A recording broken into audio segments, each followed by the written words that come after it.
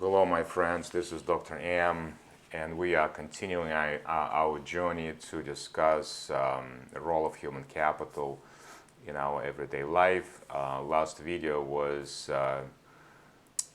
ended with a question: why increasing number of women have joined the labor force over the last 150 years, or what economic phenomena that triggered to increase dramatic participation at the marketplace by women driving away from home production. So it used to be that women would stay at home and engage in some activities at home, but over the 150 years something happens at the marketplace that made a dramatic change. So let me offer some of the hypotheses that could be helpful in this case. Can we, with confidence, say that there is an increasing number of women that receive education nowadays significantly more so than 150 years ago? Probably not. But we can say with confidence that when women did receive education 150 years ago, they would study specific items like education, literature, art, music, and some other acquisition to enhance their human capital. Remember, we talk about human capital that has to be at play. To enhance their human capital, so it is useful and helpful to raise the children at home. So what happened from economic perspective as to why increasing number of women over the last 150 years moved from home production into the market participation? One thing that we can focus on is the different set of skills. So women over the last 150 years started to learn different set of skills. No more focused on home production, but rather focused on market participation or participation at the marketplace. Something happened within home production that allowed and actually incentivized increasing number of women to make this change. One item that comes to mind is technology. Technology introduced certain inputs in home production that made home production less expensive. And according to the first law of demand, people respond when the price is changing. So in this case, refrigerators, microwaves, stoves, and blenders, freezers, and many other items that were introduced in home production allowed women to move away because the price went down significantly for home production, such as dishwashers, allowed to focus on alternatives. So here's your opportunity cost theory that you can engage to think through this question. So the input in home production introduced opportunities, and thus the labor force participation rate today is very different mix than it was 150 years ago. So that would be one helpful explanation.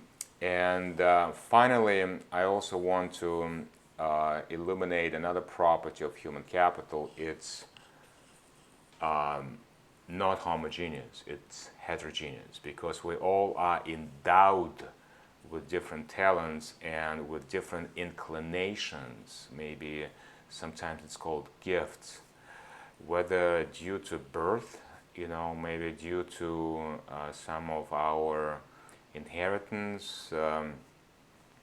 Maybe our parents passed on some skills and biochemical decomposition along with DNA.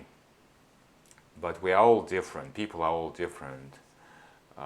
Bacteria is all different. Viruses is all different. So they're all different in terms of capability, in terms of reproductive capacity, in terms of many, many different characteristics that can describe them. So that means that you want to be really efficient with your human capital enhancement, because there are serious differences that we all have. You want to be more focused and enhance your human capital that will drive the value exponentially and would allow you to participate in the marketplace more effectively. All right, let me move on and introduce some mathematical expression that we have seen before, and to a certain extent when we talked about full pricing. So I am looking at reconciling time and money, because we face time and money constraints. Both must be a part of the full pricing. So on the top you'll see M as stands for income equals to expenses. So there are sources of income on the left hand side, and on the right hand side you have expenditures. They have to be identical in this particular setup.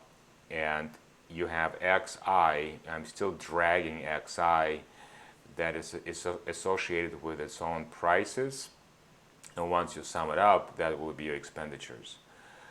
Below you have a T capital is a total time that we have, and it's spent either on working, TW, or doing something else, maybe leisure. So, and finally you have sources of income that's been presented to you as W, the wage rate, times however many hours it takes for you to work, plus that's going to be earned income, plus unearned income that is being labeled as G. All right, and if you recall from previous discussions, we have technical coefficients alpha and beta. That was a part of the full pricing model. If you forgot, please review this video again. And those technical coefficients actually have a direct relationship to your human capital. Specifically, when we talked about technical coefficient alpha, it would describe how much of the services one can extract from consumption of the choice variable. So, example that I have given before, you and I can use the same computer, but you do computer programming and I don't. And I'm just using computer to browse the internet, for instance. And if that's the case, you extract more services from your computer versus myself. And that would be directly related to our heterogeneous human capital. Your human capital is much larger than mine, which allows you to do more stuff and be more successful at the marketplace participation. And alpha, as a technical coefficient, is measuring that extent to which you can extract those services. And then you have beta coefficient that we discussed before. It's related to timing, because every single consumption requires time component. And although time is one of the most dangerous concepts to consider, we're going to tackle this in a very short period of time. So what I want to do next is to conclude our presentation with conceptualizing. So you can stop at a convenience store and buy a good, or you can go to a Target. So gas station versus Walmart, the same dilemma. What do you expect people to do, and where do you expect people to pay more? So, and the answer is it depends. It depends because at the convenience store, you will pay higher money price, but the time price is going to be lower. And at the grocery store, the money price is low, but the time price is high, where you often have to stand in line and spend the extra resources and effort to find the product that you need. Does it mean that consumers will always choose the same mix of money and time prices? And the answer is no. It changes across situations, it changes across a week, a month, even during a day. So if I were to propose to build car wash next to the major university, would that be a good idea? Probably not.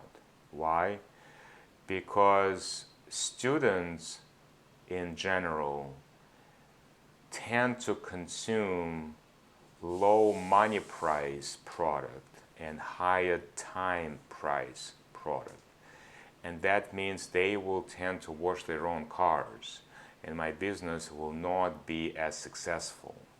You want to market such services as a car wash next to businesses and people who value their time substantially, and they will value their time when their human capital is huge. So this is where it could be very helpful to think about how to utilize those concepts. What do wealthy people do? That's a very good question. I'm glad you asked that. Wealthy people do a variety of things. It depends why they're wealthy. For instance, when people inherit a lot of wealth from their parents or from relatives or some other means, they tend to do less things with their own human capital, according to different research studies. And those people who become wealthy due to their own labor, when maybe somebody started a company out of garage and they became very wealthy, and some of those individuals, they tend to do more things using their own human capital. For instance, you may find very common when wealthy people who became wealthy due to their human capital and participation in the marketplace may wash their own pool or cut their own grass or do something utilizing their own skills and human capital. And at the same time, you may travel to Five Finger Lakes in New York, where there is a community of wealthy individuals who inherited a lot of wealth. And all they do, they just engage in one skill that they have, and that is how to spend the money that they inherited. They do very little for themselves using their human capital of their own. What does it mean? That means that the service-oriented business within Five Finger Lakes would thrive. And that means that it will cater to those people who don't use their own human capital to do things for themselves. All right, now we can move on and run the conclusion before we finish this presentation. So a full price model. We know that full price model is critical to consider when it comes to both human capital, when it comes to considering the time component as well. So full price model is not just including the price of a choice variable, but it also includes the time component. That's number one. Number two, people don't demand goods directly. They don't derive utility from the goods directly, but rather they derive and look for the services or the flow of services that those goods provide. That brings us to make or buy decision. Whether you should make your own ice cream at home or buy it at the marketplace, the answer will lie within the human capital. And this human capital will determine your wage rate at the marketplace. So those are the principal things that we wanted to finish this presentation with, and I want to wish you a very healthy day. Thank you.